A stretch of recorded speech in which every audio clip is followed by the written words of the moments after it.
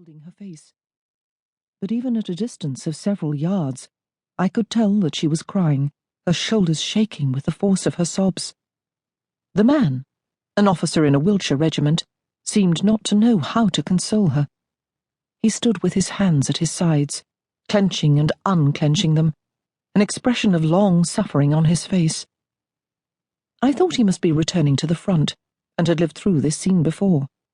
She clutched an umbrella under her right arm, while her left was holding to his as if it were a lifeline. Her distress stopped me in my tracks for a moment. Watching them, I wondered at his reluctance to touch her, and at the same time I was struck by the air of desperation about her. I'd seen this same desperation in men who had lost limbs or were blinded, a refusal to accept a bitter truth that was destroying them emotionally.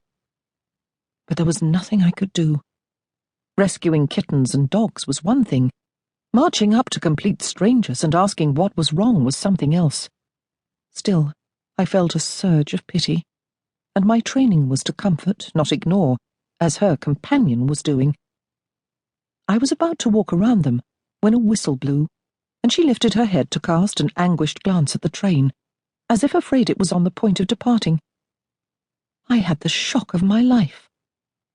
I'd seen her before. There was no doubt about it. Hers was the face in the photograph that the pilot, Lieutenant Evanson, had kept by his side like a talisman during his treatment in France and in all the long journey home. His wife, he'd said. There was no doubt about that either. I couldn't be mistaken. I'd seen that photograph too many times as I worked with him. I'd seen it that very morning, in fact, when I'd changed his bandages one last time. She was looking up at the officer now, her eyes pleading with him.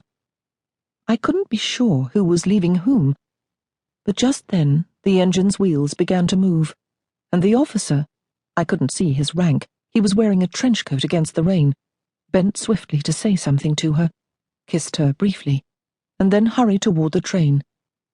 She lifted a hand as if to stop him, then let it drop.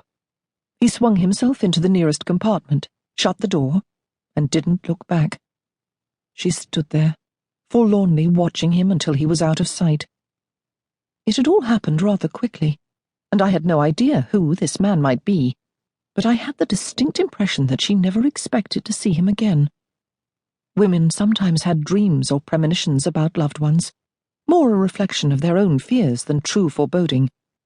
They usually hid these well as they sent their men off to fight, but perhaps hers had been particularly vivid and she couldn't help herself. It would explain his restraint and her desolation. Before I could move on, she turned and literally dashed toward the exit. I tried to follow, but I lost her in the crush. By the time I reached the street, she was in a sea of black umbrellas as people made their way toward the line of cabs waiting there.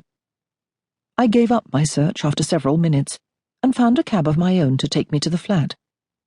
I wasn't sure what I'd have done if I'd caught up with Mrs. Evanson, but I'd have felt better knowing she'd taken a cab rather than try to walk off her low spirits in this chill rain. Mrs. Hennessy opened her door as I came into the hall, smiling up at me in welcome. From her own first-floor flat, she watched us come and go, took in our mail when we weren't there, brought us soup when we were ill, and generally kept an eye on us without in any way intruding. "Bess, my dear, and just look how wet you are." She embraced me with warmth, then added, "You've just missed Elaine. She left this morning. Mary is in London, but staying with her brother's family, and there's been no word from Diana since she went back last week. Is there anything you need? I must say you do look tired. How long will you be here?" I laughed. 36 hours, 35 now. And yes, I'm tired. And I'm glad to have the flat to myself. I want only to sleep. "And you must do just that. I'll see that you have a nice tea. You look thin to me, Bess Crawford, and what would your mother say to that?" "We sometimes miss meals," I admitted. "You won't tell Mamma, will you?" For some time, I'd had a sneaking suspicion that my mother and Mrs. Hennessy had entered into a conspiracy to keep me safe. Choosing nursing as my contribution to the war effort hadn't been met with the greatest enthusiasm at home.